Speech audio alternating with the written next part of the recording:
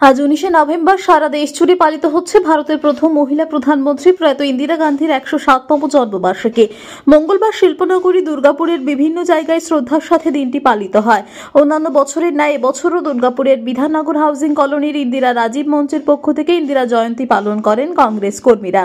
ইন্দিরা গান্ধীর প্রতিচ্ছবিতে মাল্যদান করে শ্রদ্ধা জানান ইন্দিরা রাজীব মঞ্চের সাধারণ সম্পাদক সুদীপ্ত কর্মকার, ব্লক সভাপতি অশোক শাসমল, ইন্দিরা রাজীব মঞ্চের পিনাকি রঞ্জন মিত্র সহ অন্যান্য কংগ্রেস কর্মীরা। সংগঠনের তরফে ইন্দিরা গান্ধীর জন্মবার্ষিকী উপলক্ষে দুদিনব্যাপী নানা কর্মসূচির আয়োজন করা হচ্ছে। এদিন দুপুরে নরনারায়ণ সেবার পাশাপাশি বিকালে দুস্থদের কম্বল বিতরণ এবং বুধবার যাত্রাপালা আয়োজনের কথা জানান কংগ্রেস নেতা সুদীপ্ত কর্মকার।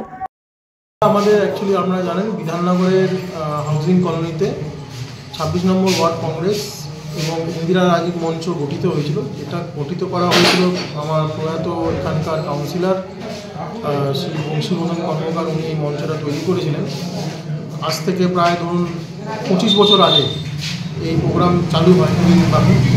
আমার মনে হয় গোটা দুর্গাপুরে এরকম এত বড় প্রোগ্রাম মনে হয় না।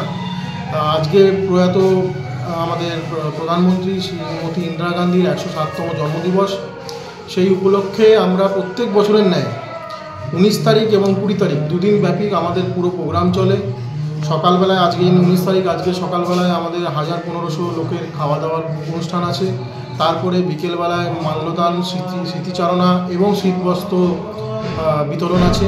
এখানে আমাদের জেলার নেতৃত্ব সবাই উপস্থিত থাকবেন। আর কালকে আগামীকাল আমাদের এই প্রোগ্রামে এই মাঠেই আমাদের যাত্রাপালা সন্ধ্যাবেলায় হবে। দুর্গাপুর থেকে নিজস্ব প্রতিনিধির রিপোর্ট, টিভি নিউজ 10। সুলভের সঠিক চিকিৎসার একমাত্র প্রতিষ্ঠান বিবেকানন্দ হসপিটাল। 24 ঘন্টা emergency service, blood bank, trauma care. আপনাদের সেবায় আমরা তৎপর। গুণমান ও পরিষেবায় দুর্গাপুর বিধাননগরের ডক্টর জাকির হোসেন এভিনিউর বিবেকানন্দ হসপিটাল শিল্পাঞ্চলের মানুষের মন জয় করেছে।